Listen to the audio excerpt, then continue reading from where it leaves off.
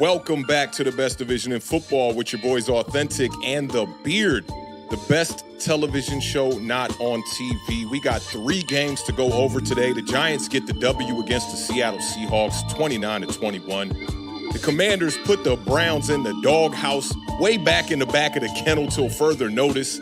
Cowboys steal a victory in Pittsburgh. It was a good week for the NFC East. 3 victories across the board, so shout out to the gang for that. Y'all know what it is. Eagles sitting at home on their bye. The only losers in the division. Let me bring in the best co-host in the country, my brother from another mother. Shout out to my Dukes one time.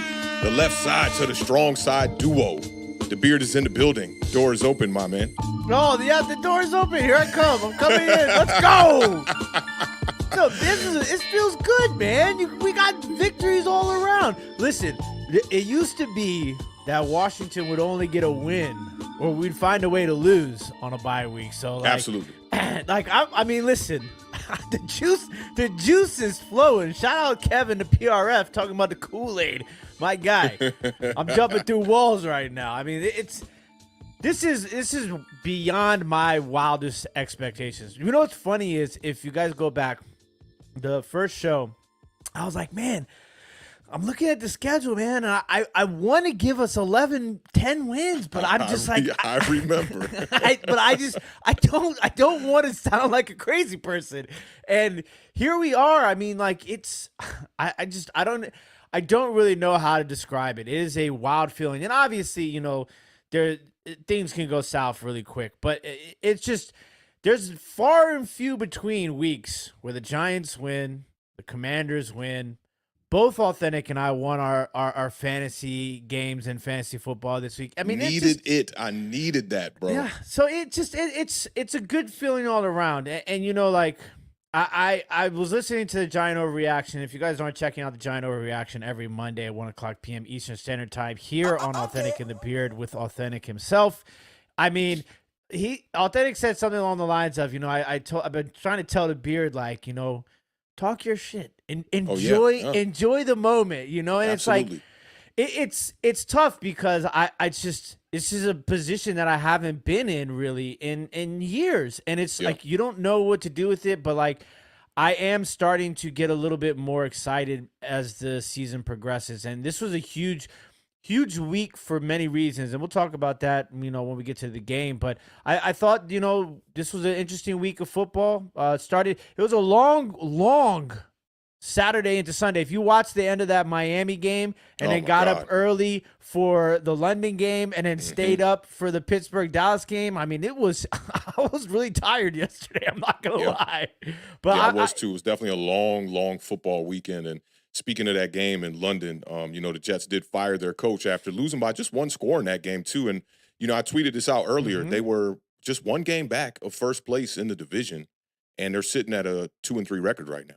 And they fired their head coach. It's weird because there's a lot of things going on right now in the NFL that typically happen in Washington, and it's not happening here anymore. It's happening in other places. I mean, he fired the guy without talking to anybody.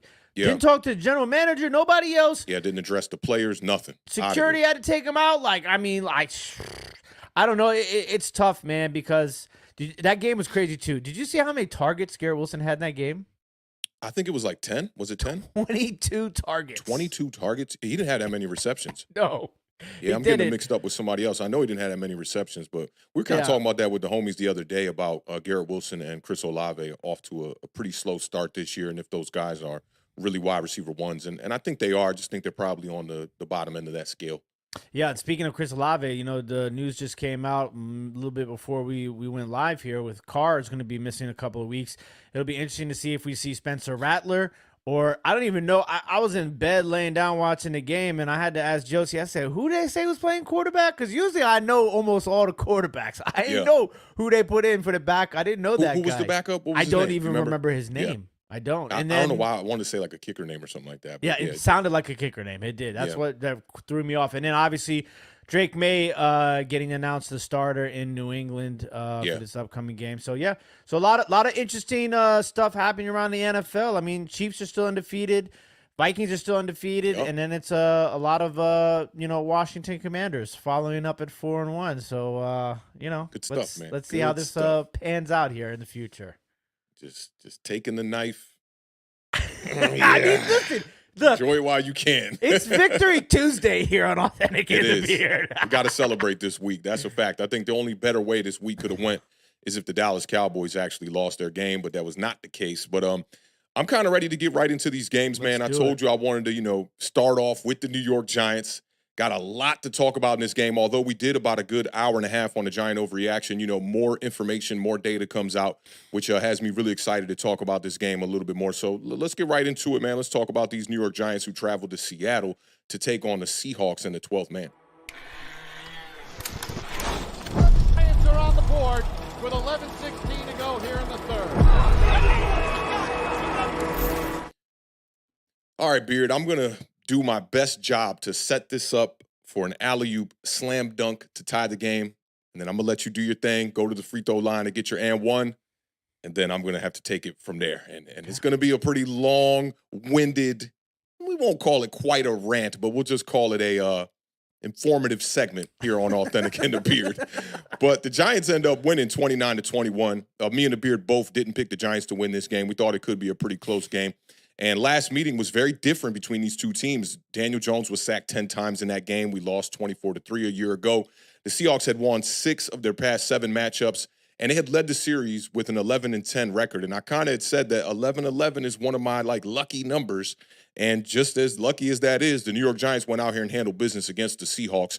The Giants' last win against the Seahawks before this one was with Colt McCoy in 2020, so it's good to have that under our belt here. And I don't know about you, but I think I was pretty fooled by this Seattle Seahawks team. The 5th-ranked offense we talked about, the 8th-ranked defense and whatnot. And when you look at the schedule here, and I talked about this on the overreaction a little bit, I just want to give you all a brief consensus of what we went over. The Seahawks really haven't beat nobody, if you really think about it. I mean, Bo Nix and the Broncos week 1 by 6 points, beat the Patriots, who now have a new starting quarterback entering this week, 23-20, and they beat the Dolphins with Skylar Thompson at quarterback. So I think that kind of shows you that they have not beat anyone of, a high caliber type of productivity on the field as far as the NFL goes. And I don't want to quite lean that into how you guys have won your games, but I think it's something to consider with the Washington Commanders as well. And this was the Seahawks' probably most sloppiest game of the year. The turnovers were definitely an issue in this one. DK Metcalf's fumble. I thought the coaching decisions were sketchy at best. Mike McDonald going for it on 4th down, in his own territory. Not even in your own territory. Let's make sure we're specific about this. From your own 25-yard line. Yeah, that was an alley-oop to just give the New York Giants points.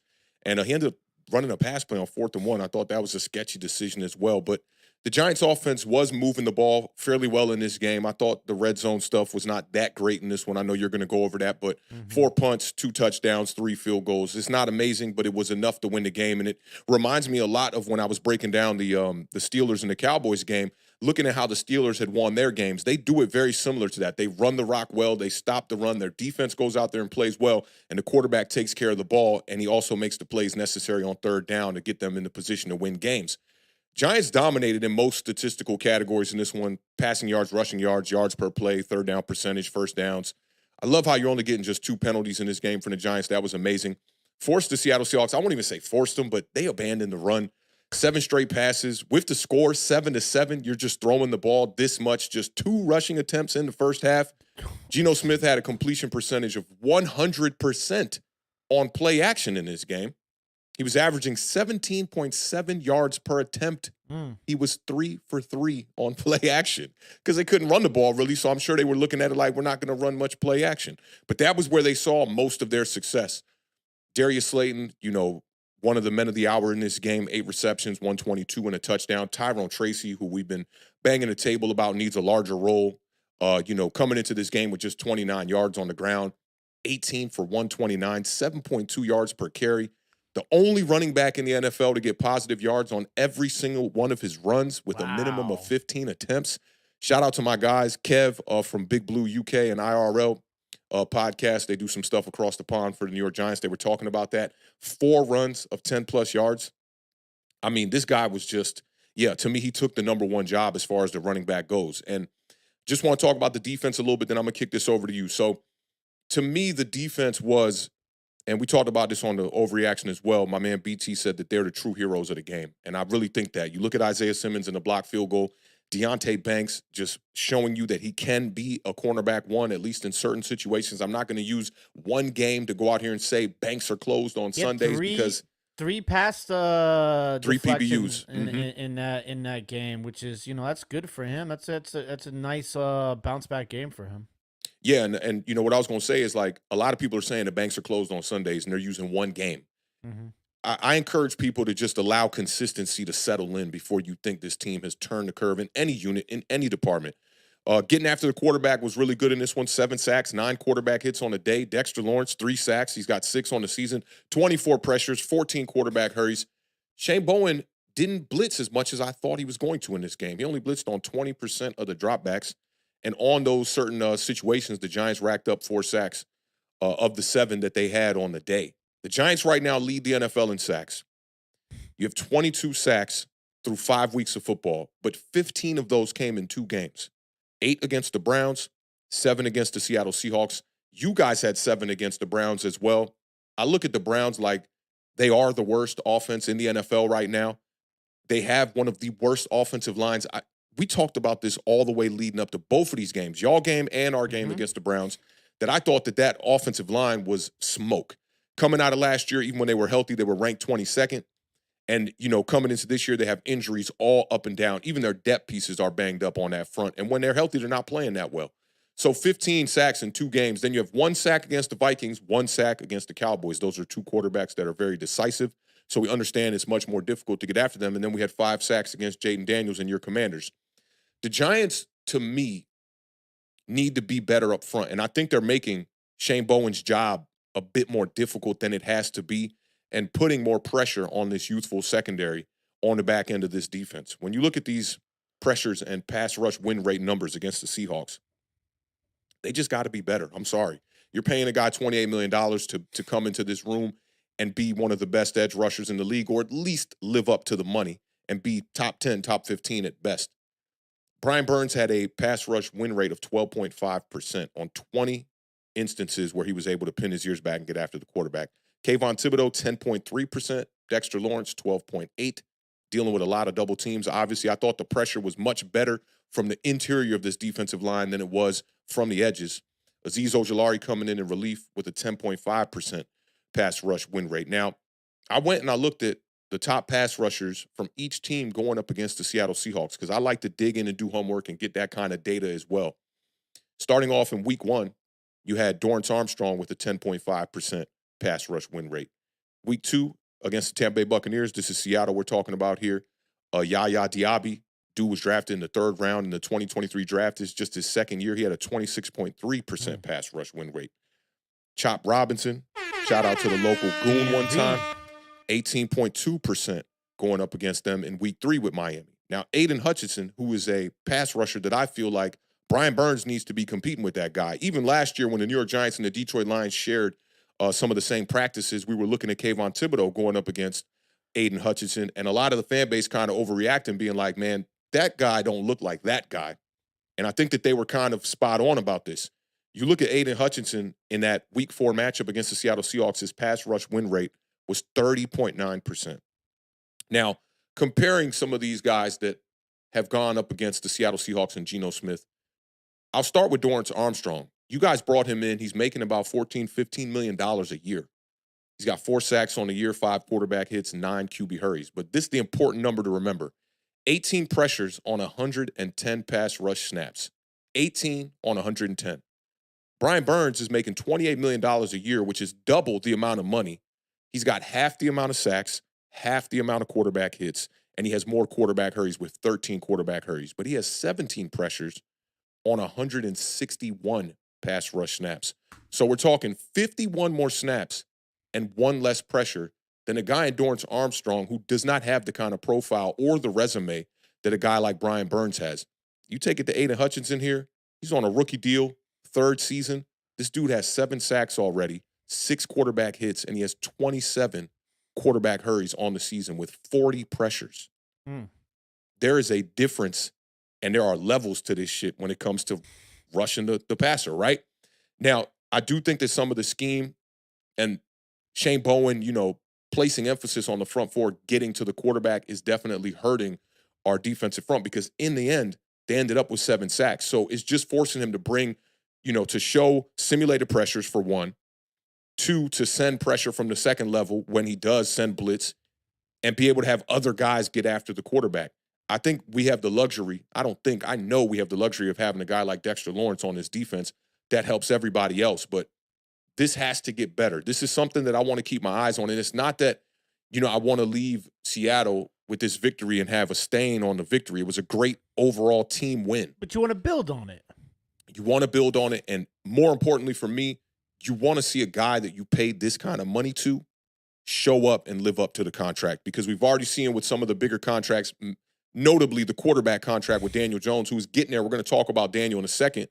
But I think that when you bring in a guy like this, because you can't find that guy in any of the 3 draft classes that you've already went through, he has to show up. And I've been saying this since the beginning of the year that the Brian Burns trade and the contract, you can't forget we traded a 2nd and a 5th for him. That was why the New York Giants only had 6 picks in this past draft in 2024.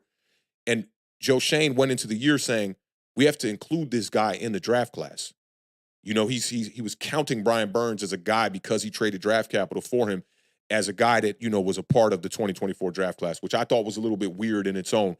But I just want to see this defensive unit get even better and just be more consistent when we're getting after the quarterbacks that, are playing a little bit more decisive and play on time within script. Yeah. For me, there's a lot to dissect, obviously, from this game because I thought, I know you gave me a little bit of credit and said that you thought it was going to be close. I thought it was going to be close, but I thought you guys were going to get your asses whooped. I think I was like 31-12 or something like that. Oh, and speaking of our friends from across the pond, big shout out to No Mets, No Nets, No Jets. He was here bright and early before the show even started. And when you said that, it reminded me to read this. As Awthentik, what up? Big Blue UK and IRL podcast gave a shout out to you and your content. I'm watching them as I send this super chat. Let's see that collab and throw some biceps in there. So big shout out. That's why I went out and checked out their podcast too. I saw when we were setting up the show and whatnot, I saw No Mets popped in. I was like, let me go check it out before we go live. And they do some really good work over there. So we'll definitely reach out. Appreciate that, No Mets. So listen, the way this game started, I thought it was going to just be one of those days for the New York Giants. It's a good thing for us these days, right? You turn it over on the first drive, the Giants are going to win. Bro, you drove all the way down the field to fumble the ball on the goal line, and not only just fumble the ball on the goal line, but have it taken back for 6 points the other way. I was like, oh, this is about to be a long day. So I thought that was actually like super important for me watching this game because, similarities in the Washington game is, when you're a team you're not the Dallas Cowboys or the Philadelphia Eagles, you're the Washington Commanders and New York Giants. These are moments that usually, snowball into a bad game. But to see the Giants kind of overcome that and bounce back from that, I thought that was important. I mean, for me, this comes down to the run game. And I talked about Tracy Sunday morning on the parlay. I said, this is going to be a guy this weekend. And he came through. I mean, you talked about the numbers. The 7.2 yards per carry is just absolutely, amazing. And the Giants needing big plays. So to have Tracy averaging 7.2, Slayton averaging 15.3 yards per catch, like those two guys, they really stepped up, especially in the absence of Malik Neighbors. Now, for me, the run game is more than just, those total yards. 8 rushing first downs for the New York Giants in this game. I thought that was really big. The difference in plays ran. Usually the New York Giants are on the lower end of plays ran in a game. A lot of that has to do with the inability to convert on third downs, the inability to consistently maintain long drives. But in this game, the Giants had 71 plays to the Seattle Seahawks only having 58 plays. So I thought that was another big, thing. It helps with the time of possession, which they absolutely dominated in 37 minutes and 22 seconds to 22 minutes and 38 seconds. Yeah. The one thing, this is about as balance gets. You're 50-50, 34 passes and 34 rushes. Got to love it. Like that's what you want these sort of games. And what's interesting is Daniel Jones probably played his best game of the year. Yeah. Right. Most complete for sure. And so like there's a lot of cohesion here. There's a reason for that. And when you're able to run the ball and you have a above average performance from an average quarterback, that's how you're getting that. You're getting that because you're able to sustain a run game. You're allowing your quarterback to be a little bit at ease. And big shout out to the offensive line too, and the play calling, because I talked about all those numbers. I was rattling off all those numbers about Seattle's defense, and was that going to be in Daniel Jones' head? And he came out and he showed that, based upon the run game, the offensive line play, the play calling, and Daniel Jones executing, Seattle's defense in those categories of getting to the quarterback were pretty much non-effective in this game. And, obviously there's a lot that you have to throw on Seattle too. Just like I'm going to throw a lot on, Cleveland for my Commanders. So don't think I'm just, piling on, Giants fans. But like my mind is so blown at these stats for Seattle running the ball. Like I didn't realize how bad it was until I heard you say the 2 rushing plays on Giant overreaction, and I was like, that just can't be real. Yeah. And then when I looked at it today, like a little bit more, I think it was only 4 rushing attempts outside it was either 4 or 7 rushing attempts outside of Geno Smith in total. I think they ran the ball 11 times, and I think 7 of those, they had 7 attempts by running backs in the entire game. Yeah, that makes sense right there, yeah. You got Kenneth Walker and Zach Charbonnet, and you're running the ball 7 times? Yeah, and I think a lot of it, the game plan got away from them in the first half. They only had 4 drives in the first half. And Brian Daboll, I got to credit him for this because he's literally doing a fantastic job of just keeping Geno Smith on the sidelines. The Giants in the first half, I'm going to try to remember these numbers, they had drives of 14, 10, and 8 plays.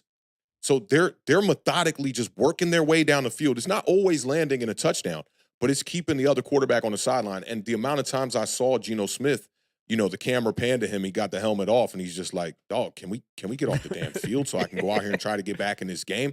And they went into panic mode pretty early, I thought. Yeah, and I think that is such a benefit of the running game. Like I know I talk about it all the time. It's because I believe how important the running game is. The time of possession. Like in an NFL day and age when it's like teams can score like in 3-4 seconds or 3-4 plays, and there's the quarterbacks and the wide receivers they're getting rid of the ball in so fast and stuff like that. Like things can get out of control really quickly. Yeah. So like, you're speeding the game up by slowing the game down, which that is like my new thing that I love so much. And you're able to do that with the run game. And I think it's so beneficial. Now it'll be interesting to see how this kind of progresses and moves forward. I hope that the Giants coaching staff sees, what we see in Tracy and what we see in the value of having your running game can mean to a quarterback like Daniel Jones. I mean, there's obviously some downfall here in this game. You left it for me. The 1 for 4 in the red zone is you got to find a way to clean that up and find some ways to score in the red zone. I think a lot of that, no Malik Neighbors. You're kind of missing a big target. Slayton stepped up and Wandell did his thing, 37 catches for 62 yards, those sort of numbers that he's been putting up this year. But you don't have a big tight end target. So not having Malik Neighbors. They did get him in the mix in this game. I did like how they got Theo Johnson involved. He had a couple of catches across the middle and whatnot. So getting better at that and scheming him open so there's not, a tight window for Daniel Jones trying to get it to the tight end. But I was impressed, man. I think the Giants showed me something here. I think also this is what I envisioned when I predicted the Giants' record this year from their defense. I thought what did you have us at? 8 wins? I think I had you guys at 8 and 9. Yeah. Yeah. I think I expected this sort of performance from the defense, on a consistent basis. And I think that's going to be the huge key here for the Giants moving forward. Because I think if your defense can play as well as it did in this game, given obviously that, there needs to be more done. If you guys want to approach Coach Awthentik, he needs more than just sacks. He needs, some of those percentages to go up a little bit. Yeah, you guys are not eligible to play fall sports with those sort of percentages here, you know. But I think that the Giants want to realistically win games, right? You have to be able to play this type of defense and this type of run game because you cannot put it all on Daniel Jones. Daniel Jones was really good in this game, and Absolutely. I don't want to take anything away from Daniel Jones' performance, but at the same time, I think that if you don't give credit to, if you're going to give credit to Daniel Jones, you have to be able to give credit to the things that allow Daniel Jones to receive credit, and that is the run game and the defense.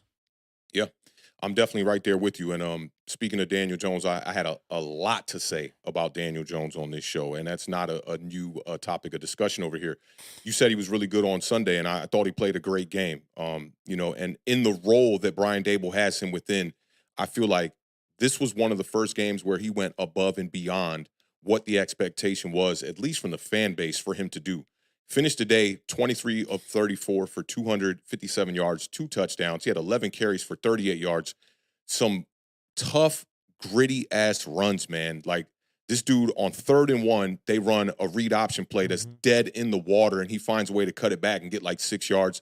There were multiple times where he's running the ball. The one where he got up and he looked at the defender because he was hurt on the ground, and he kind of just looked at him and kept walking back to the huddle. That was another 3rd down, I believe that was, where he picked up like 8-9 yards on the ground. So we're starting to see that Daniel Jones from 2022 a little bit more, which there's a balance there. It's like every time he runs and he gets hit, I am getting a little bit worried. But I love what he's doing, the gutsy type of performance on 3rd down to be able to extend these drives. In his last 4 games, 6 touchdowns, 1 interception. And we've always talked about and, you know, made it a point to, you know, bring light to these notable type of performances. Jordan Love had one last year at the end of the year after October. He had a tough October when he went into November, balled out. Trevor Lawrence did the same thing a year ago, too, where I believe it was 12 touchdowns, 2 interceptions during his like 5 or 6 game run. And for Daniel Jones to do this in 4 games, 6 touchdowns, 1 interception, it's extremely good for him right now. Versus the blitz in week 5, he was 14 of 18 for 131 passing yards and 2 touchdowns, no interceptions. So there's no doubt about it. Daniel Jones is playing some of his best football right now. And that's what you expect out of a guy that is, you know, in his 6th year in the NFL, that is entering the veteranship of his career right now. Now, I saw somebody talk about this on the Super Chat. We'll get to it after this. Daniel Jones has been a very different quarterback on the road than he has been at home. And the numbers are staggering. On the road, Daniel Jones has a completion percentage of 66%. His yards per attempt is 7.1. He's got all 6 of his touchdowns on the road, 0 interceptions on the road with a passer rating of 106.7. He's got 9 explosive plays of 20 yards or more on the road. Now, you take it back to home, that streak is still going on. We're talking like 650 days where the home crowd is not seeing Daniel Jones throw a passing touchdown, right? And granted, it's just been through 4 games, but it goes to show you that the injuries and how the availability for Daniel Jones has not been there. And now, since he's been back since last year in the 2 home games that he has had here thus far, has not played well at home. Completion percentage dips down to 62%. The yards per attempt dips down to 5.7. He's got 0 touchdowns at home, 3 interceptions at home. His passer rating goes all the way from 106.7 to 62.4. He's got 4 explosive plays of 20 yards or more at home. The Giants' upcoming game is coming up against the Bengals. Not only is it at home, it's Sunday Night Football, where Daniel Jones in night games is 1-14. We've seen him kind of correct some of the issues thus far entering this year. This is one that we need to correct. We need to go be able to play the same kind of football that we play on the road at home. And when the lights are their brightest, we're going to need our quarterback to show up and not make a mistake, because when Daniel Jones makes a mistake in a game, the Giants are likely not going to win that game. You saw the Dallas Cowboys go up against the Pittsburgh Steelers, where Dak Prescott made 3 major mistakes in that game, and they were still able to win that game. The way that the Giants' offense is built is not like that. We cannot afford to have these mistakes. And then we're talking about the other mistakes from wide receivers and the rest of the unit of running backs fumbling the ball, the wide receivers dropping the ball. Now the New York Giants are 3rd in the NFL in drops. They went into Seattle number 1 in the NFL with 11 drops. So you have to find a way that if everyone else around you is struggling and making these mistakes, we absolutely cannot afford for Daniel Jones to make those mistakes along with them. And I understand this is a young team. Daniel Jones, being one of the more like older, savvier veterans on this team, is going to have to get these guys right. He's going to have to lead these guys and be accountable himself, but also lead by example so that they don't make those mistakes as well. He's already made enough mistakes so that they don't have to make that. We saw Daniel Jones' rookie year, the fumbles, the interceptions, and now he's a quarterback that is relatively not known for turning the ball over outside of his 2023 season. Now, the other place where Daniel Jones needs to be a bit better is in the second half. The first half version of Daniel Jones and the second half version of Daniel Jones are two very different quarterbacks. I'm not putting that all on Daniel Jones, though. Some of that fault goes to Dable, learning how to win when the games get close or when you have a one-score lead. Some of it obviously is going to go to the wide receiver core that in clutch moments we've seen Malik Neighbors, Darius Slayton, Wan'Dale Robinson all have their fair share of drops that can be the fault, or we can't say the fault, but we can say a portion of the reason why the New York Giants aren't winning certain games. And I'm thinking about the Commanders game mainly, right? In the first half this year, Daniel Jones has 81 attempts in the first half, a 74.1 completion percentage, 4 touchdowns, 0 interceptions, passer rating of 111.9 with 9 explosive plays. Second half of games, 97 attempts, so not that many more.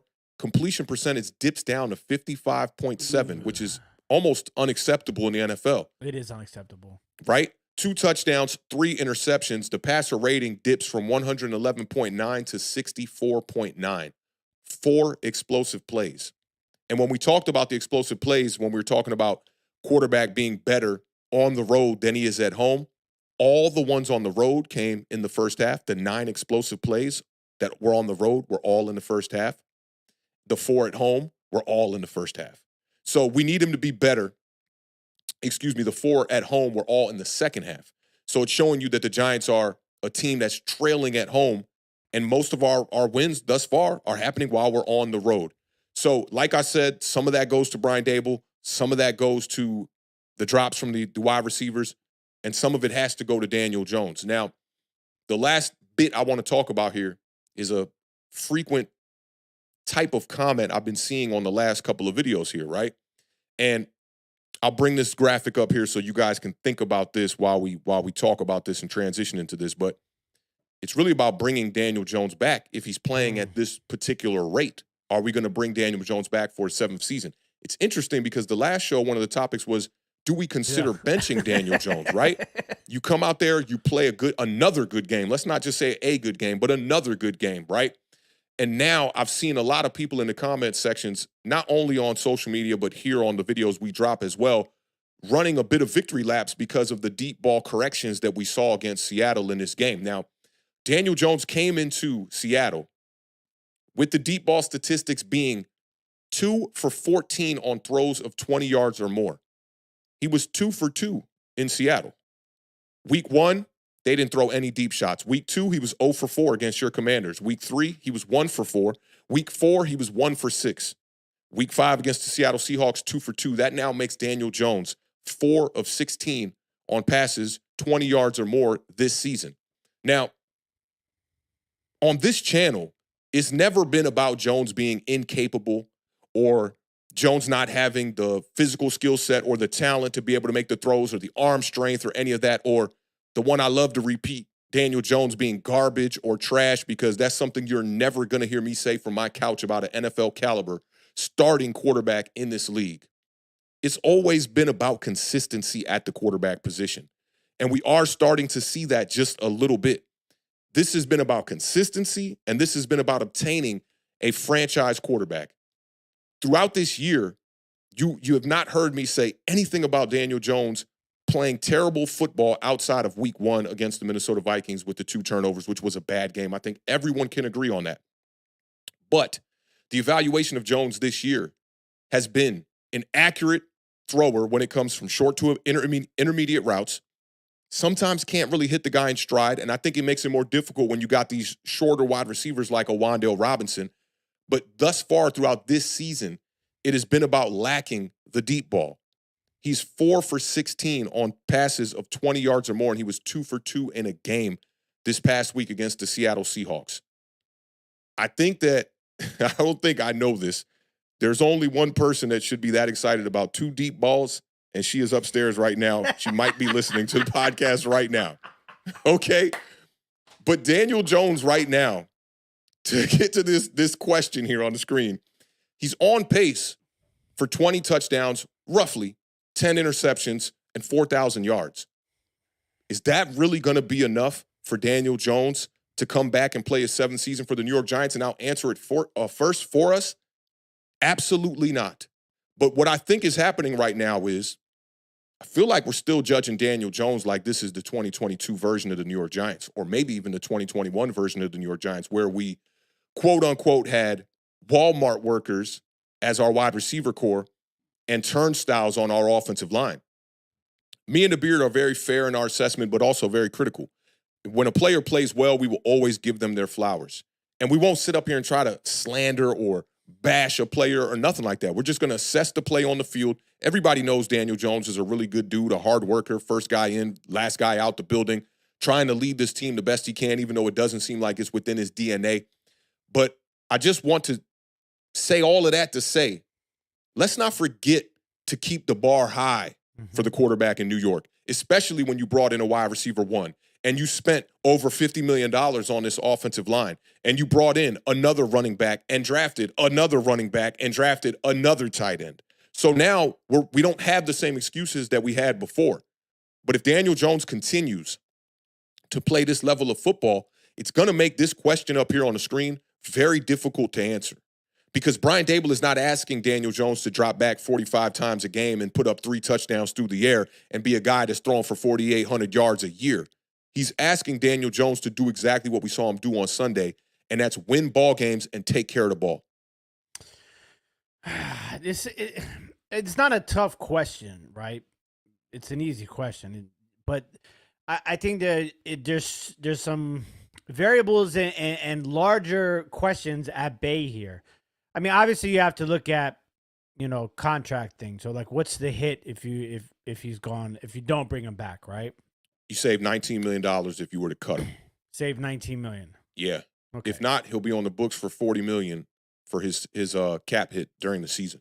Okay, so yes, Daniel Jones does not come back in the 7th year. I mean, the Beard just made it easy, right? Yeah, it's that simple because I think this is the thing is that you have to. It's so difficult. The reason why we're here in the first place is because when I say we, I'm speaking on behalf of you and the Giants fans. Not you, but Giants fans, because you didn't fall into this category, neither did I. But if we or you allow yourselves to not look at the bigger picture, you're going to put yourself in another situation, which you're in right now. The reason why we're even here is because there's this tunnel of that one season. There's this tunnel of that one playoff game. And everything else you guys have blinders on. Everything else doesn't factor in. You cannot win a Super Bowl with this team and this quarterback. So if you cannot win a Super Bowl, what's the point? Do you think that that's the belief in the building? Like you're outside, no influence from me at all, right? Your outside perspective of, do you think that they might be thinking in the building like, man, maybe we do have a quarterback that can take us to a Super Bowl with the right pieces around him? I think you'd be delusional if you thought that. Because what has Daniel Jones and then you got yourself a quarterback now, you feeling all swanky, huh? No, I'm just saying because I feel like I was in this position where before there was conversation of, do you trade the second pick, right? Do you run with Sam Howell and draft a tackle, right? That was a thing. And we saw how in Washington, we have seen how much dedicating yourself to the rebuild can be fortunate, right? Houston, Washington, these are obviously, very Green Bay. Green Bay. You really have to look at the bigger picture. And I think that's what the thing is I see somebody asking Jalen Hurts, right? Is that much better than Daniel Jones? Dak Prescott, Lamar Jackson. Those are 3 quarterbacks that there is no doubt in my mind you can win a Super Bowl with. Oh, John May, you got to remove Lamar Jackson from that entire equation completely. Yeah. Yeah. Could you imagine Lamar Jackson if he had CeeDee Lamb and Amari Cooper and Zeke Elliott in his prime? Yeah. Come on, right now, they're over there. Mark Andrews is not the same tight end after the injury right now. Isaiah Likely's a good player. Who else is he throwing the ball to? Zay Flowers, who's a great up-and-coming wide receiver, but Rashad Bateman? Yeah. So for me, that's the big thing here is that I do not think there's not, because of Daniel Jones' contract, there's not enough that you can do. This general manager and front office haven't shown that they are capable of making the right decisions to build a strong enough roster with this current Daniel Jones contract to compete for a Super Bowl. So I think that you need to dedicate yourself to a rebuild. I hate to say it because it's a tough week to say that right now, it is, right? Because it is. Giants are striding high. We're back in the mix. Although we are still at the bottom of the division at 2-3, we're just one game out from being right there in the mix with everybody else in the division. 2 pretty impressive wins. Daniel Jones has 2 touchdowns in 3 of his last 4 games, right? So it's a tough time to say that, I feel like, right? Yeah, it is tough, but that's the thing is like sometimes you have to make tough decisions in the National Football League. Absolutely. You have to. And I think that more times than not, the tough decisions are the ones that have the best benefits as opposed to the easy way out. Cleveland Browns, right? Mm-hmm. They took an easy way out and just guaranteed all of their money to Deshaun Watson. And that hasn't panned out for them, obviously. And look at the Tampa Bay is, they made the decision to go with Tom Brady. They win a Super Bowl. They draft a quarterback and in Kyle Trask. They think that Kyle Trask is going to be the guy. They bring in Baker Mayfield on a 1-year deal. He goes out and he proves. I think to us, he had proven that in Cleveland. He proved that in 1 game off of a plane in L.A. And then what happens? They give him a deal and they cut bait with Trask basically for the time being. These are the decisions that you have to make. Sam Howell got 1 year. There was no way that they were going to let that continue. They got rid of everything and they rebuilt. I mean, you see it time and time again. Like, there's going to be tough decisions that you have to make in this league. You have to ask yourself as a fan, you have to ask yourself as an owner, as a general manager, as a coach, is this what we are doing right now? Is this going to win us a Super Bowl? Because that's what it's about. It's about winning a Super Bowl. And it's so damn hard to win a Super Bowl. But if you keep trying to do the same thing over and over again, and you're not even making the playoffs, but 1 year in a 7-year stretch, even if you make the playoffs, like, it's just, I don't know. It's just, for me, I feel like it's an easy decision. It's not worth the money. Like, I'm a guy who I resell for a living, right? So for me, it's about buying low and selling high. That's what my job is. Literally how I make a living is I buy low and I sell high. So I have to look at it from the perspective of, all right, if I buy this for this much money, how much am I going to be able to get in return? And what are the downsides, right? That's how you got to kind of look at a quarterback. You got to look at a quarterback like, how much if I going to pay for this guy? What am I going to get in return? Am I going to get a 15, 20 touchdown guy? Okay, that's fine if I have Derrick Henry as my running back, Saquon Barkley as my running back. If that's okay if I have a top 5 defense. It's okay if I got a ton of money left over to spend, but if I don't have any money left to spend and we're in this continuous cycle of guys that are just coming in and out and not really giving you high-end production, then you're wasting your money and you're wasting the time, not only of your fan base, you're wasting the time of players like Malik Neighbors. You're wasting the time of a coach like Brian Daboll. You have to come to a conclusion here that it's unfortunate. And sometimes it just does not work, and you got to move on. Yeah, and I think that's what they're kind of hoping this year could be, is a bit of a last-ditch effort to see if maybe it is working for them. Because right now, sitting at 2-3 is just a little bit surprising for me after 5 games. I think they would have been maybe around, them first 2 games, people thought we'd win those first 2 games. But I thought it would be more like a 1-4 situation, to be honest. But I think it really all depends on how this year pans out, how they will operate, but not necessarily how we view the circumstances in New York right now. For me, there was almost nothing this year that Daniel Jones was going to be able to do to come back and be the 7th, enter his 7th season with the New York Giants. I just didn't see it. But let's before we move on to your game, let's get some of these super chats out the way. And I saw somebody asking about it in the chat. We try to reserve the super chats for like the end of a segment, just for the people that are rewatching this and whatnot. But let me see. I think we got one from JD Sports Talk that we haven't gone over yet here.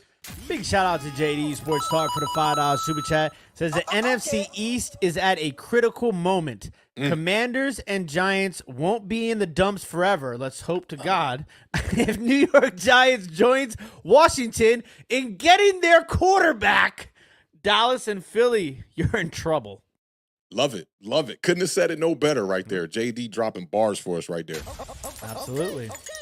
And then big shout out to our guy, Independent Outsider, who has now decided, I gotta put my name in the brackets here. Y'all know what it is. Shout out to Mr. Dave Denton, aka Independent Outsider, for the $4.99 super chat. Says, number one question: why are we always better on the road?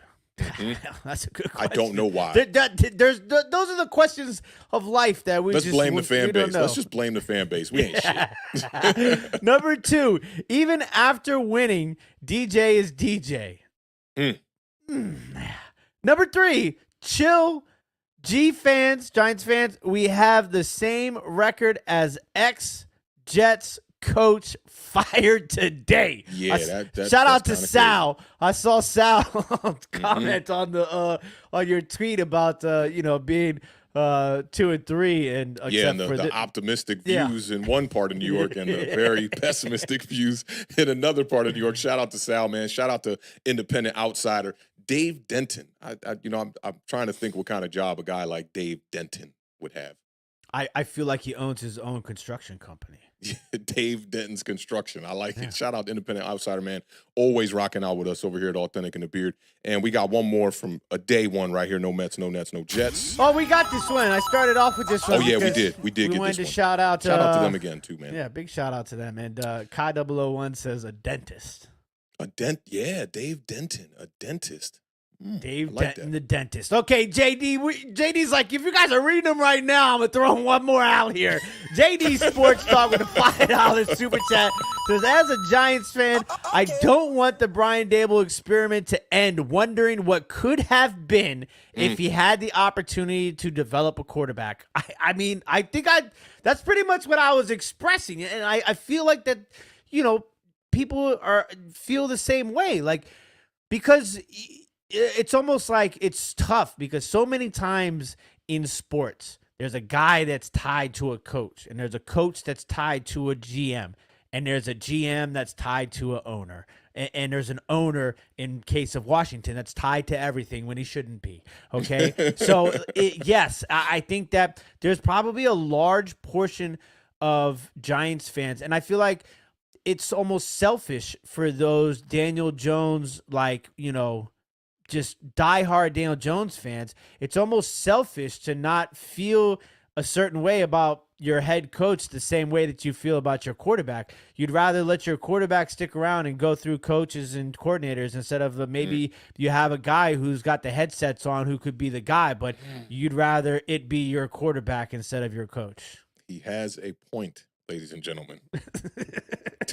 He has a point. Yeah, I mean, he's not alone in this thinking here, for sure. A lot of people have been, even if the guy's not the starter, bring in somebody that can just, compete and you can develop, even if he's a backup. I think that's something that Brian Daboll needs. And it's good to get that W this week against the Seattle Seahawks because I think it kind of quieted a lot of the hot seat stuff surrounded around Brian Daboll and also around Daniel Jones. It wasn't a loud crowd of people on social media, calling for Drew Lock and whatnot. But I think that those people have definitely been quieted this past week. So as long as the Giants are winning, I got no complaints. You know what I mean? We can dive into more of the future type of situations as the season progresses along and the offseason approaches. Big shout out to Kelvin Arzu for the $4.99 super chat. Says DJ be Norayan. I'm gonna say DJ be playing great, but I'd still find a way to draft Cam Ward. DJ's been playing. Yeah. Yeah. I listen. Cam Ward is number one on the AATB board right now. Absolutely. So I think that with the Cam Ward situation, you're going to need a top draft pick. So depending on how the season goes, I think by the time we get to around a bye week, which I think for the Giants is after week 10 or at week 10, that's when we'll really know where this team really stands. And me and the Beard talked about this last week, where we were saying, is 3-1 enough? Like, is 4 games enough to judge that the Commanders are going to maybe run away with this division? And we kind of thought we had a gauge on it, but kind of seems like it, every week, man, the NFL is in parity and things are changing. And now, some of those teams that we thought might be the front runners aren't. And there's a lot of football left to play. We're just one-third, just over 1/4 of the season in the book. So I think we'll know a little bit more, but you need a top 10 pick to try to make a move at Cam Ward, or you're going to have to trade some players or some capital to be able to make that happen. I will say this, though. There's a lot of teams that are in the hole to start this season that already have quarterbacks in place, and quarterbacks in place with big deals. Yeah. So it'll be Cincinnati Bengals, Jacksonville Jaguars. Yep.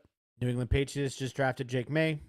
Yeah, which I wouldn't say quarterback in place, but yeah. But, Jalen Hurts sitting at 2-2. So it'll be interesting to see how that top of the draft ends up. But like you said, it's a week-by-week league, and we got a lot of weeks left. Yeah, we definitely do. It's weird how it's flying by, but at the same time, it's not. But let's get off into this next game. I know you're excited to talk about this. We did spend a good chunk on that Giants game, but I told you, more data was presented this, in one day, just one day, one night's rest. Just more data was out there, man. So let's get off into it, though, man. We'll talk about the Browns, the Cleveland Browns, who they belong in a toilet bowl right now, the way that they've been playing. But they had traveled to FedEx or Northwest to take on the Washington Commanders.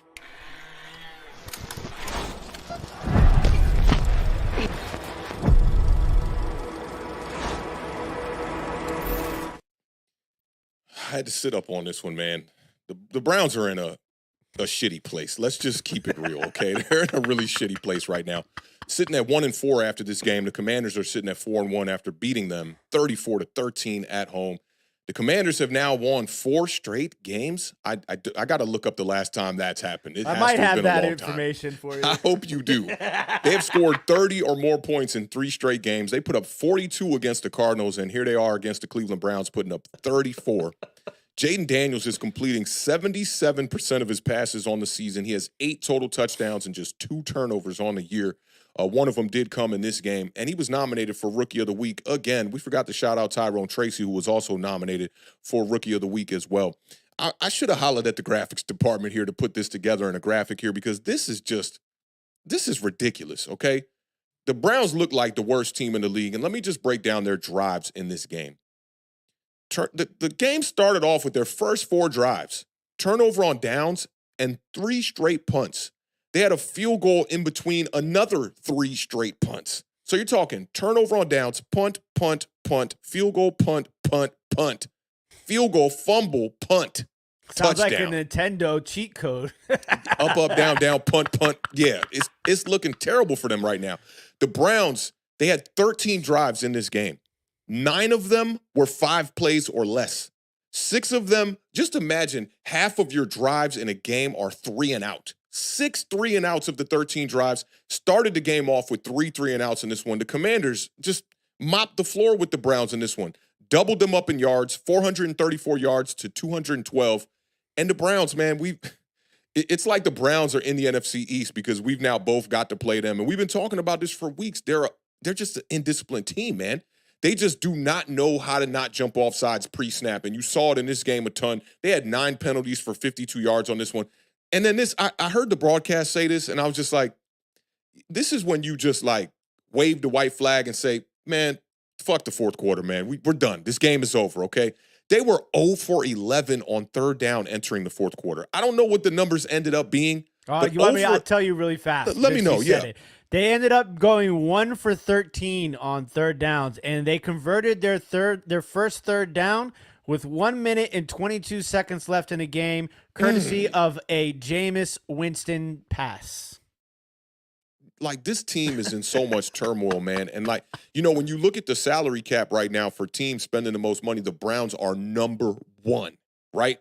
I still think they're struggling from leaving the Jarvis Landry, Odell Beckham era, right? Where they spent all that money. They had 2 wide receiver 1s in my eyes at the time, even though both those wide receivers were kind of on a bit of a decline. I think Jarvis Landry deserves a job right now. He's working out with the route god. He's looking real good. But now you try to supplement those guys with Amari Cooper, who is also an aging wide receiver, but is best suited as a wide receiver 2, if you ask me, right now at this moment in time in his career. And then it's who are the other guys over there? Wide receiver, we got Elijah Moore and now Jerry Jeudy, who clearly did not work out with the Denver Broncos, right? Yeah. So Deshaun Watson, the situation is awful. The guaranteed money is awful right now. This is like being at the top of your profession, right? You're a antique, a reseller, and you at the top of the top, right? And then your dream job, you've been working for yourself, doing a great job, and your dream job and dream job salary is presented to you. And you like, man, I'm taking this bag all day long. They just dropped the bag in my lap. Let's go get it. And then you find out your work environment is not going to be able to put you to have your best foot forward in the company. And quite frankly, it's a shit show. That's what it is, okay? And now you terrible at your job, and you can't, there's nothing you can do. There's nothing you can do to make your work environment any better. Deshaun Watson, 15 of 21 for 125 yards. Dog, I might be able to go out there and get you a good 75 right now. 1 touchdown, no interceptions, and 1 fumble where I don't even know what he was doing in the pocket. This dude is just holding on to the ball way too long, trying to play hero ball, trying to make plays that, quite frankly, the people around him are not capable of doing. There's no help around this dude. Jerome Ford, we need Nick Chubb to get back in this lineup immediately. 9 rushes for 47 yards is not too bad.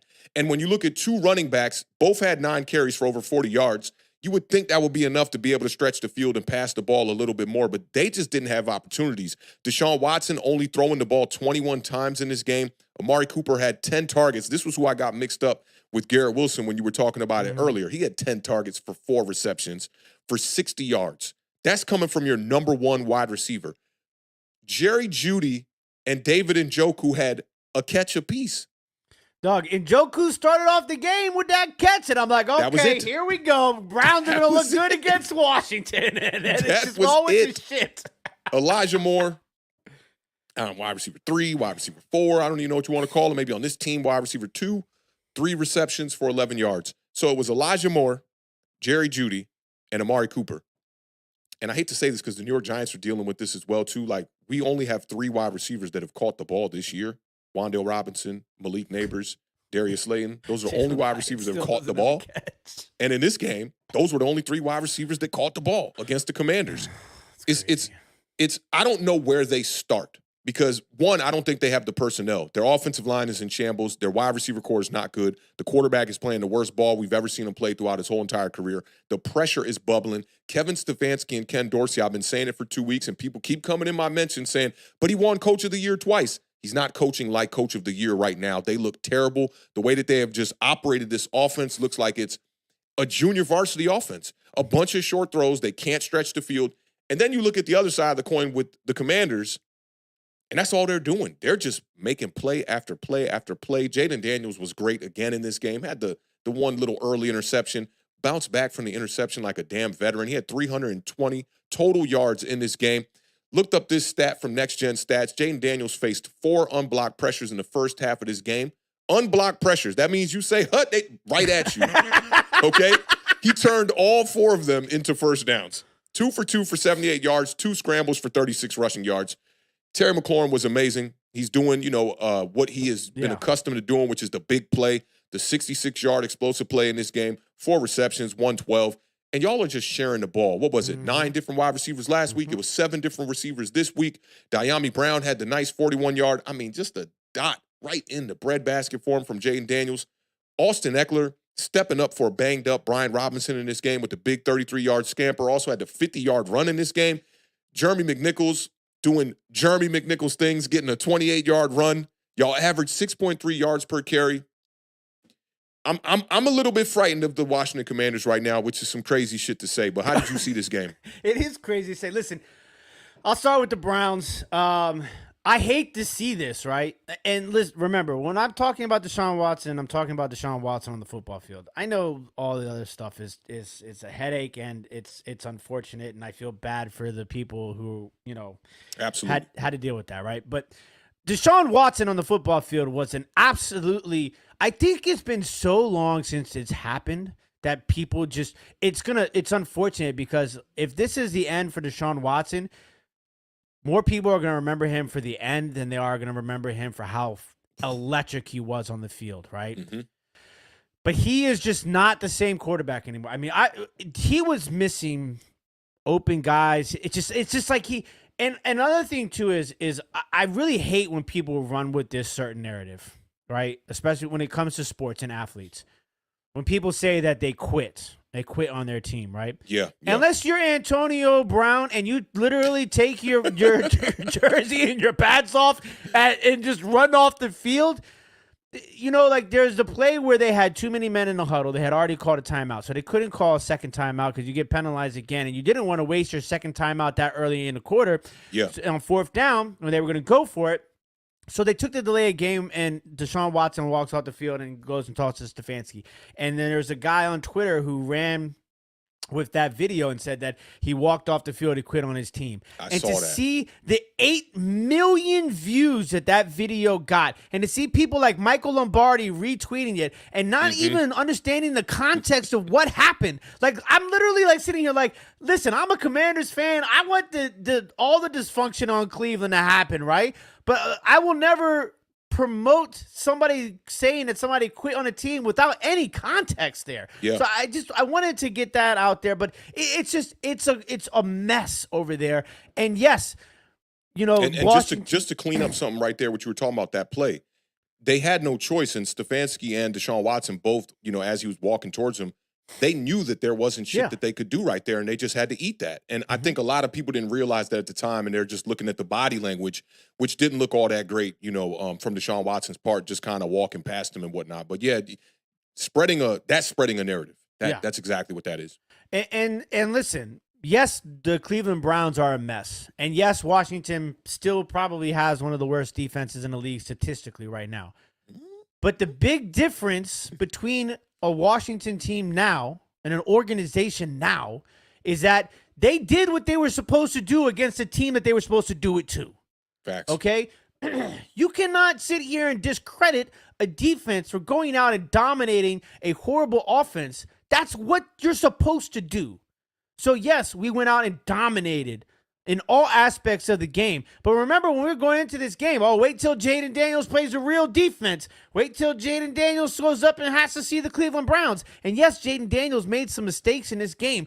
But this is not the first time, not the second time, or the third time that I have seen Jayden Daniels correct something in the game. Within the game, this guy's one of the best plays was right before the De'Ami Brown touchdown pass.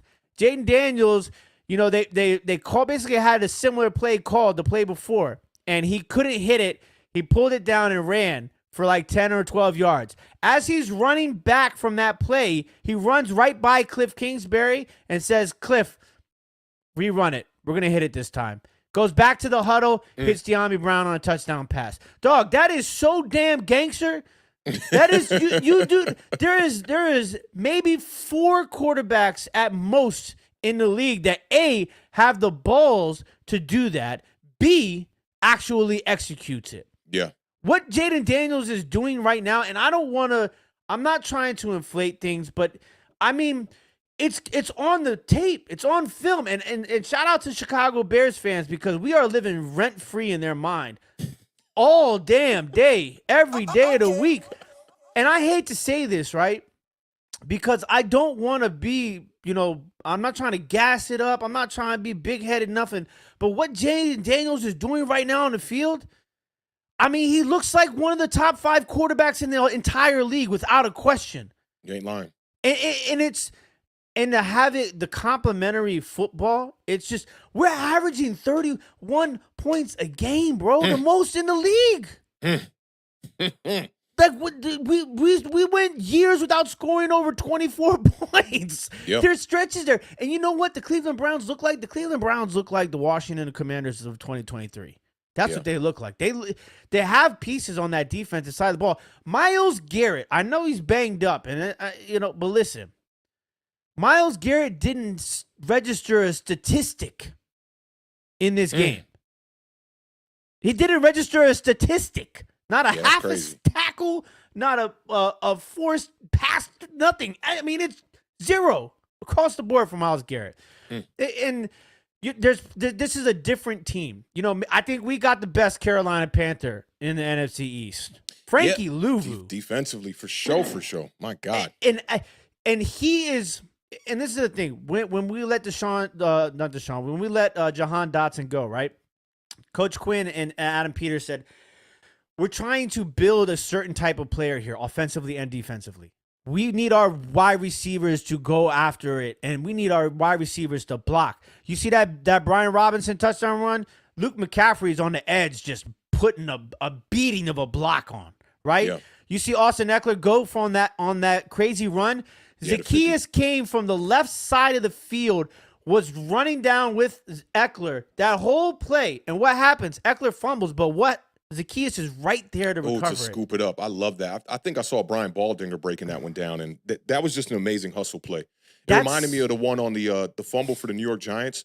Chris Manhertz ran all the way down the field, even though they scored, and he talked about it with Pat Leonard after. And that's the kind of hustle plays you want to see from guys. We saw it from Elijah Chapman in the preseason for the Giants as well, and it might have earned him a spot on that roster. So, those are the things that are different, and that goes to credit to this front office and his coaching staff, what they've built here. But Frankie Louvu, I mean, that guy, that's the difference is, yes, our defense is not the greatest right now, right?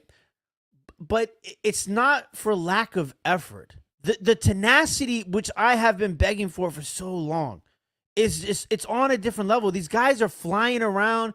They're hitting.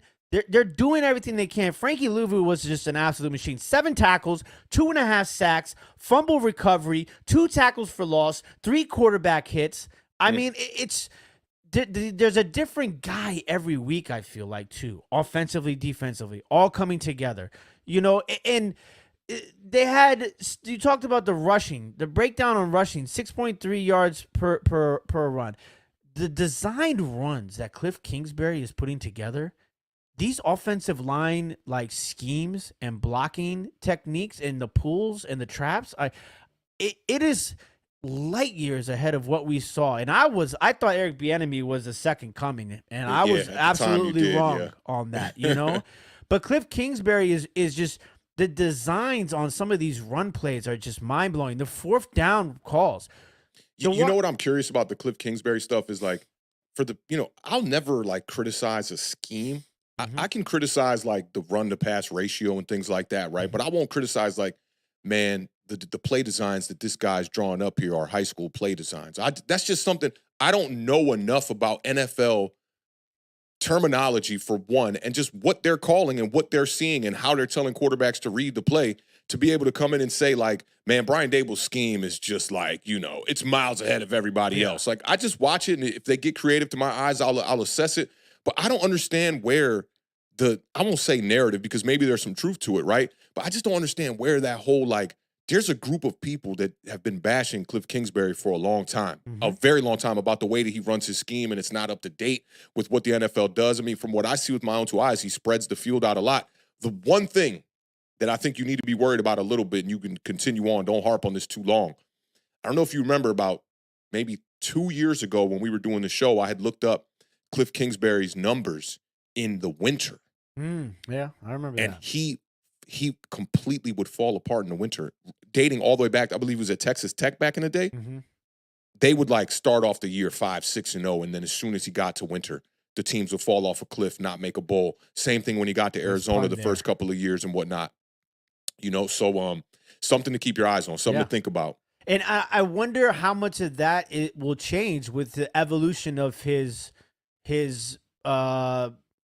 what's the word I want to use here? Determination to be successful in the run game specifically. Yeah. Will that benefit him? Because, you got to be able to run the ball in those certain months of the season. So that's definitely going to be something interesting. And then hopefully we can come back to this and either, be right. Then it called it, or kicking ass and RTDB.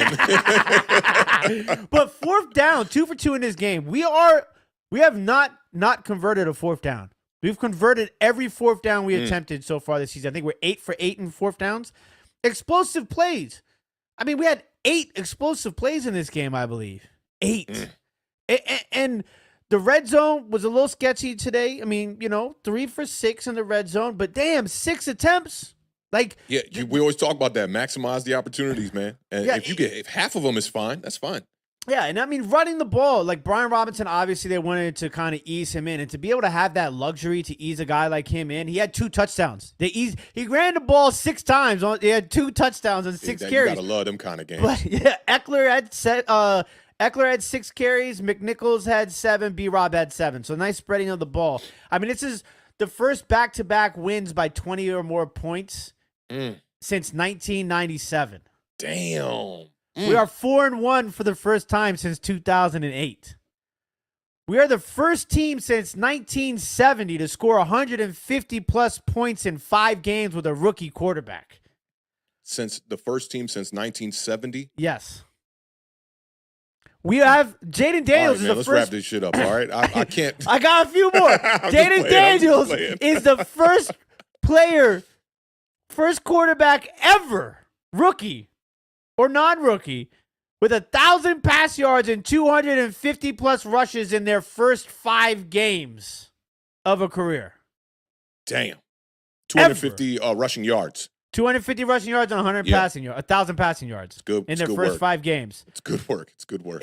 So it's just, it's tough to not be excited, right? Like, it's not like it's like one good game, right? Like, they're stringing them together. It's not that it's one good game. It's 30 years of bad football. That's what it is. I mean, you get a little bit of light, you got to celebrate it, man. Yeah, and listen, but before I wrap it up, because, we do have to talk about the Cowboys, because I actually do want to give the Cowboys some flowers here. I just want to go over the roadmap because, damn, we're getting so close to a perfect roadmap, bro. Okay, let's hear it. All right, I said RTDB. We need 160 rushing yards. I'm going to have to up these because we just went back-to-back games over 200 rushing yards. We went for 215 rushing yards. I said, you got to get to Watson. We wanted 4 sacks. We got 7. Okay? I said, third down offense, you got to win. We got to be at least 50% or more. We were 8 of 17. Now, albeit we 17 third downs is crazy. We took our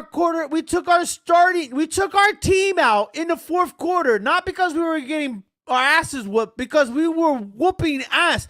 Dog, I looked at Josie, I said, Josie, I don't remember any time in my life when we took our players out in the fourth quarter because we were winning. Like, that's crazy. And yes, I know the Browns stink. But listen, if you want the Browns to stink, I mean, if you want to be a team in the NFL that wins games and meaningful games, you got to be able to put your foot on somebody's throat when they're on the ground. And that's what they did here, okay? Defensively, I said we got to hold them to 30% or less. We absolutely did that. They were 1 of 13 on third downs. Okay, rush defense, I said you got to hold Cleveland under 100 yards rushing. They ran the ball when we had our starters out, and they got to 104. Okay, I kind of want to give you that. Exactly. So like that in the 8 of 17, those are only ones. Time of possession, yes, we won 31-18 to 28-42. Hold Deshaun Watson under 200 passing yards. He only threw it for 125. So, damn, it feels good to be a Washington fan. I like how you close the book. Fuck that book, man. Oh, man. Good stuff. All right, well, let's get to I believe there's a couple more super chats here we got to get to. Actually, just one from the homie, the Don. Big shout out to the Don. The Don. With the Statue of Liberty with the 19.99 super chat. My dog. Showing the gang some love. Appreciate you, my dog. We appreciate you. Are you a Mets fan or are you a Yankees fan? You got because they're both in the playoffs right now. You know, listen, I want to show some love to the Don. He's obviously a New York guy, so 1999. I want to at least shout out your baseball team too while we're here. You know what I'm saying? You a Knicks guy? I like shout out to the Knicks. They got Karl Anthony Towns now. Yo, the beard is a savage, yo. Shout out to the Dom one time, dog. We appreciate you, my G. Supporting this channel definitely goes a long way. All right, Beard, one more game. We'll get them up out of here, man. Be a quick 15 minutes on this one. We'll limit this one to about a good hour and a half. Cowboys traveled to Pittsburgh, man, and got themselves a sneaky little W here. Let's go over this one.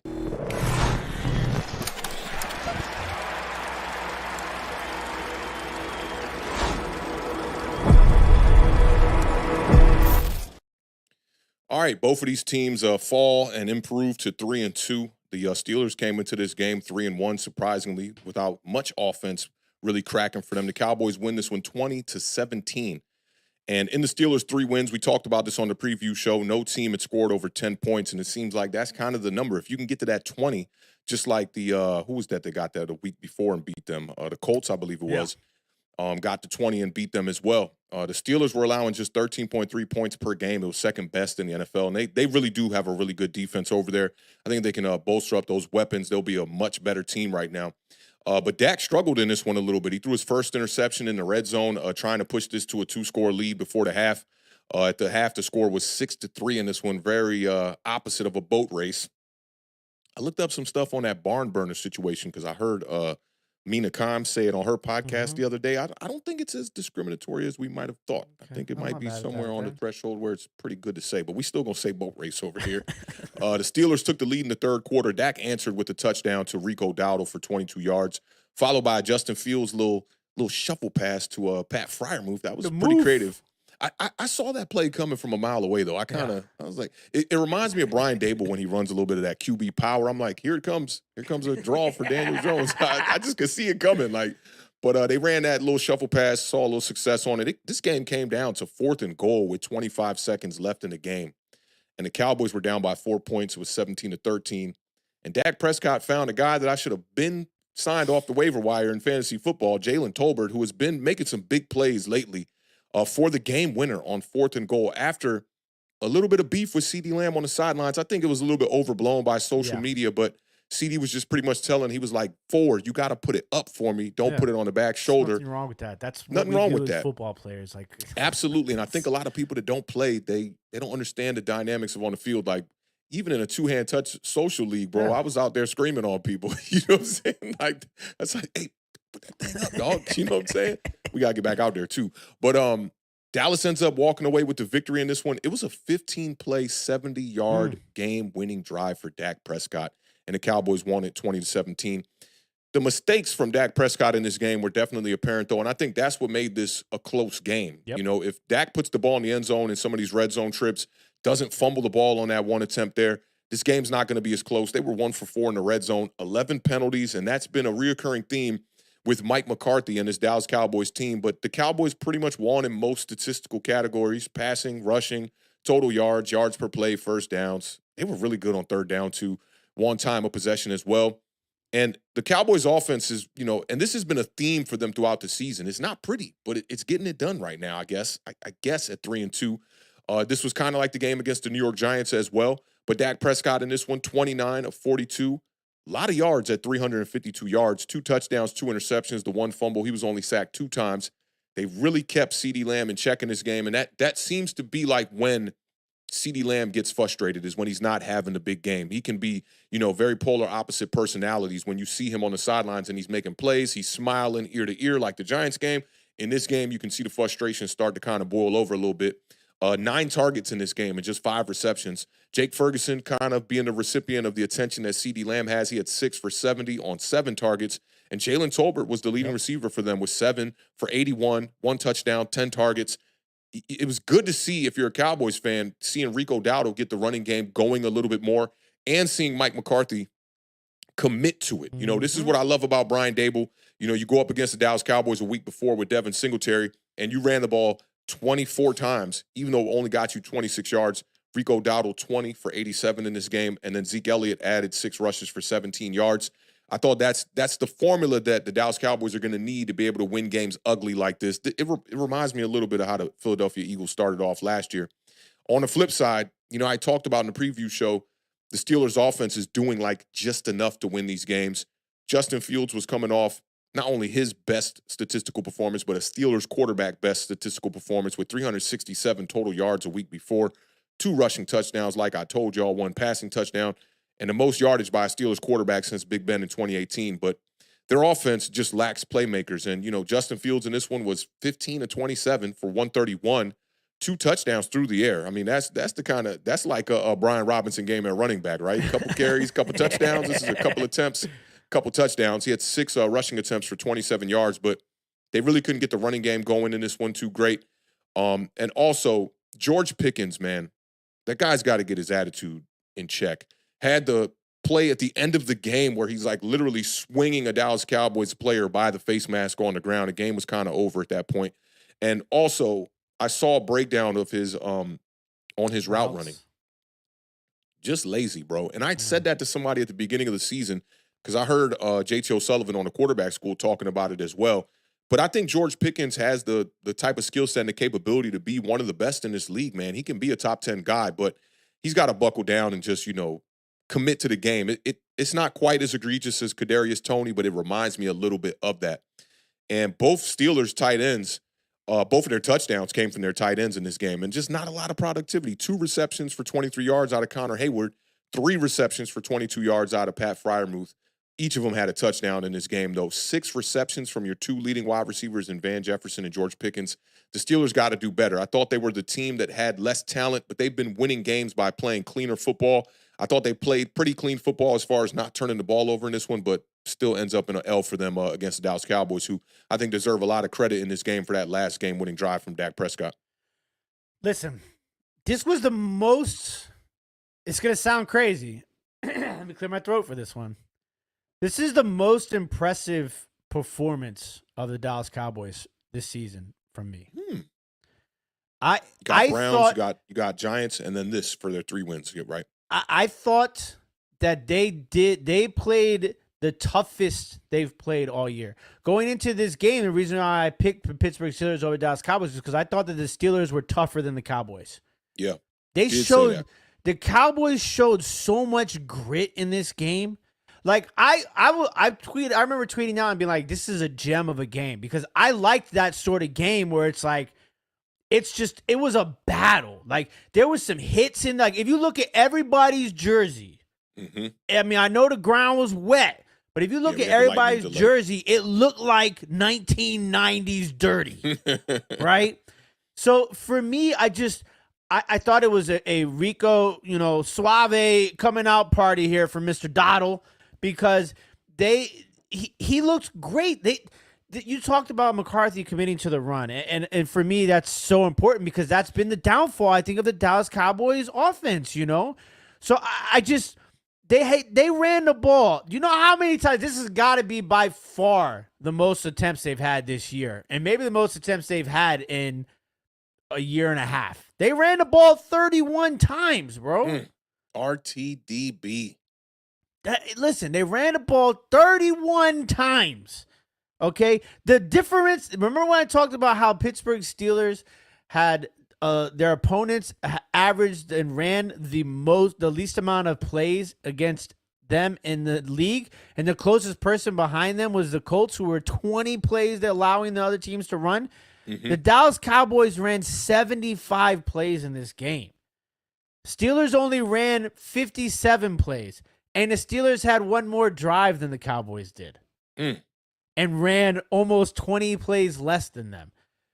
So for me, this was the type of win that you have to be able to get. This is a playoff win.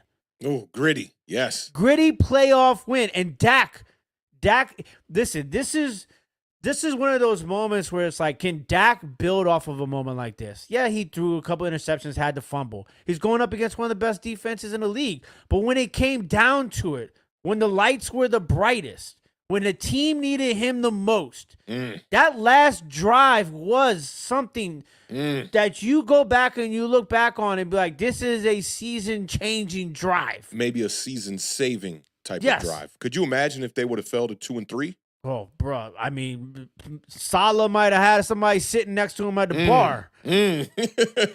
So, I mean, to see that sort of drive for Dak, to me, was so impressive. And the way that they won the game was not a typical Cowboy win of the last 2 years.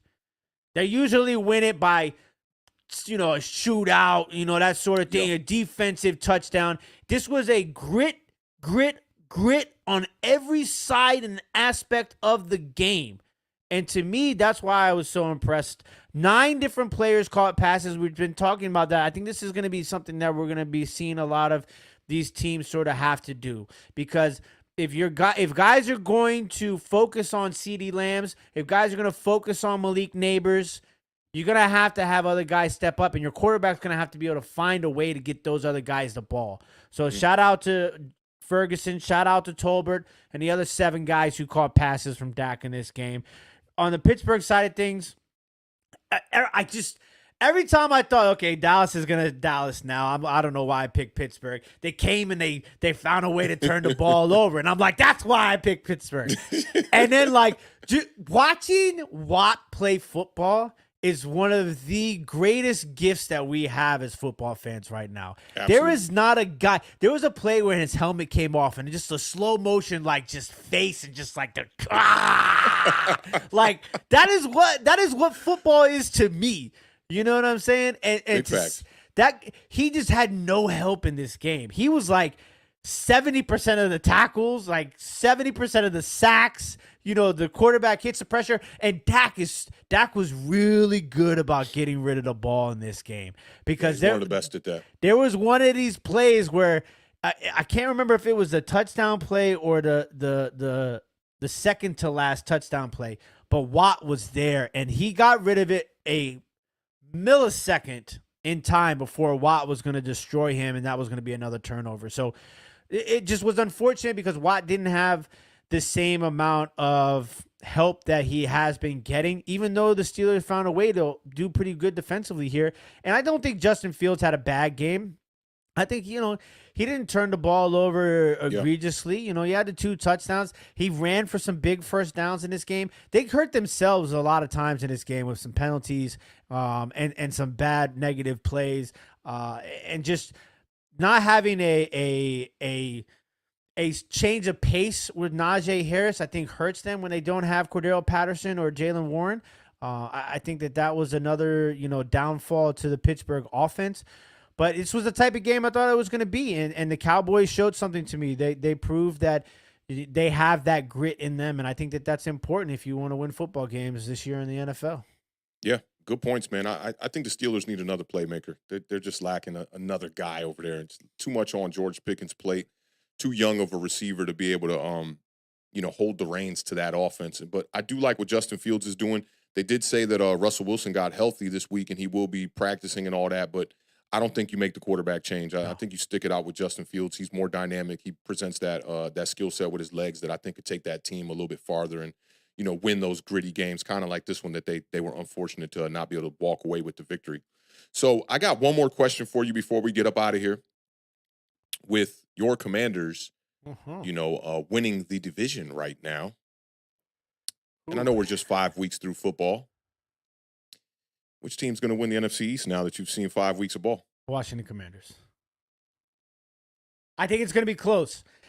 And I say that so confident because so many damn times in this show, Awthentik will ask me a question, and I'll be like, start dancing. I'm just going to say it now, and I'm going to say it with my chest. Because based off of what I've seen in 5 weeks, I have no reason not to believe that the Commanders will win the NFC East. Can the Cowboys win? Absolutely. Can the Eagles win? Absolutely. Can the Giants win? Maybe.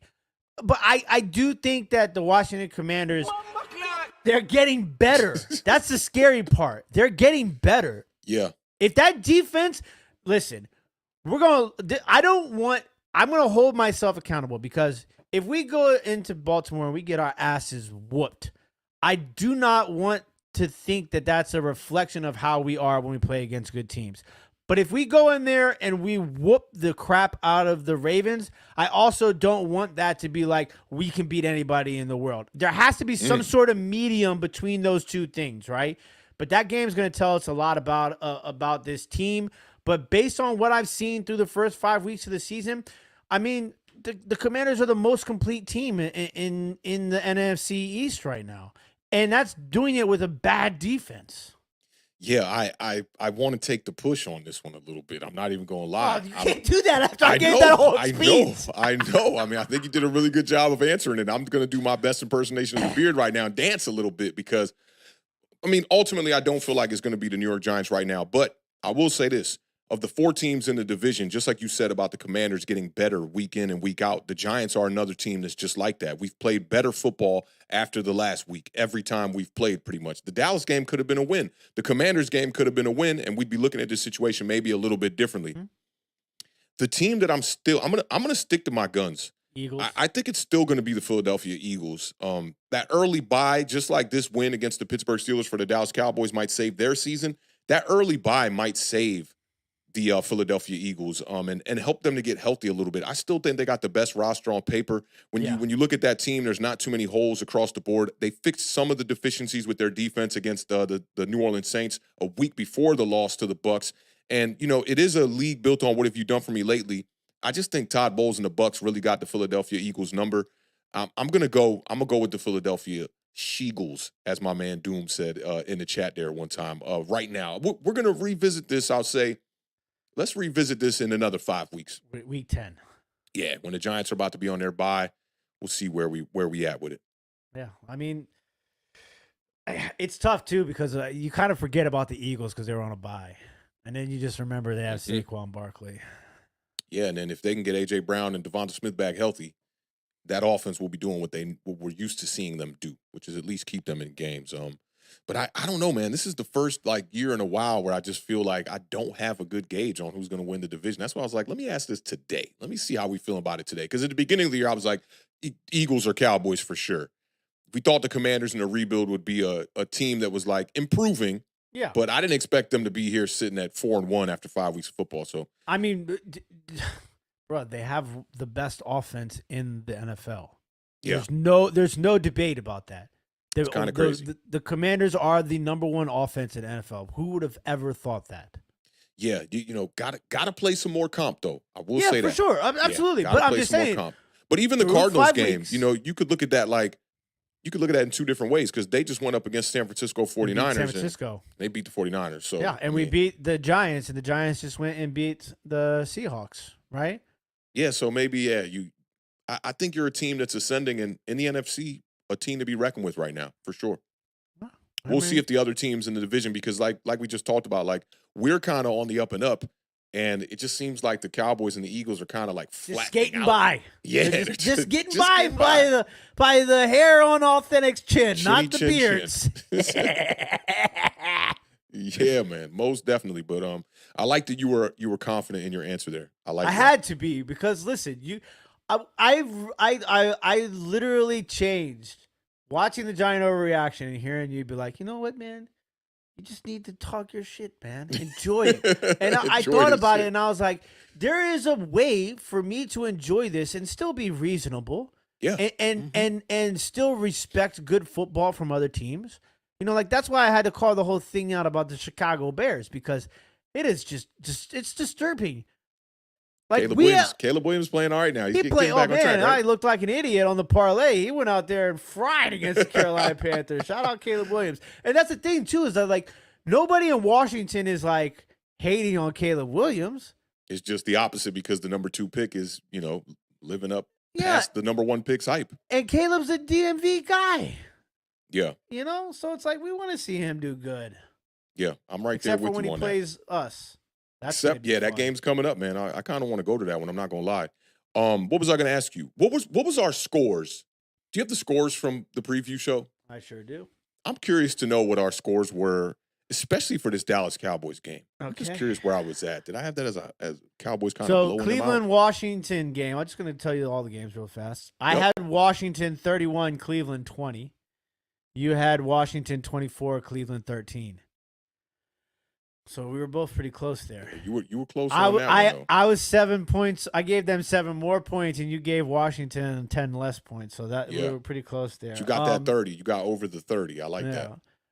New York Giants, Seattle. I had Seattle 31, Giants 12. God damn. That's why I said thank you for cutting me a little slack earlier. Yeah. You had it 27-17. Okay. Yeah, so a little bit more respectable. Then for the Dallas Cowboy game, you had where do we have Cowboys at here? Take your time. Okay, here we go. I had Dallas I had Pittsburgh winning 20-17. You had Dallas winning. That's crazy. You got the score right, but you picked the wrong team. Yeah. You had Dallas winning 27-17. I got their score right though. I got Pittsburgh's score right. Yeah. Just needed your 20. That's what I needed. Damn. Getting better at this, man. We're getting better at this. Not too bad. Yeah, not too bad, man. But shout out to everybody that pulled up today, man. This was definitely a vibe. I saw a lot more people in the building today, too, for our Tuesday recap show. If you're new here, you digging the vibes, make sure to hit that subscribe button, man. We just trying to corner this little small section of the internet here called Awthentik and the Beard, and, just welcome and join like-minded people who like to enjoy talking football, especially NFC East football, the best division in football. Y'all know what it is. Biceps in the chat before we get up out of here. Beard, any last words for the gang before we dip? No, just hey, enjoy the victory. It doesn't happen much, and I'm genuinely excited for people who root for their teams and their teams win. Like it's a good feeling, and I think watching football has become fun again, and I appreciate that. And I always try to stay positive, and that's why, like, when people ask, like, how do you watch all these other teams and all these other games? Because damn you, I love football, okay? Yeah. And it makes it a little bit better when your team's actually playing and winning and doing it in the manner in which they are. And I think that, no matter what your thoughts are on Daniel Jones and the Giants won a game, and that's what matters. And, it's always fun to see a guy like Tracy go out there and put together a game like that. And, a guy like Darius Slayton, who we've watched play since his rookie year, like under a microscope here at Awthentik and the Beard, because him and Terry McLaurin, the same draft class. So, it's just kind of fun to look at things in that perspective. And then obviously you get a good football game with the Cowboys and the Steelers. It just, it's icing on the cake. And if we're going to be, the wheels are turning, ladies and gentlemen. We're back here in 2 days talking about some of the biggest games of the year.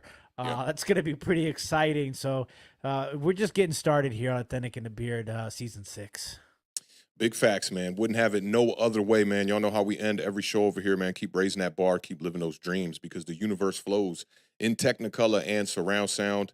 And a life without dreams is a life in black and white, man. Y'all enjoy the rest of y'all Tuesday evening. Tomorrow I will be on Bleacher Report at 4 p.m. doing a bit of a midweek stream, kind of re-hitting on some of the topics we talked about today and kind of doing a brief preview of the Sunday Night Football matchup against the Cincinnati Bengals. Rest in peace to the podcast. Go Combat Jack one time. And that's a wrap, y'all. We'll catch y'all on Thursday, same place, same time. Y'all be good. Peace.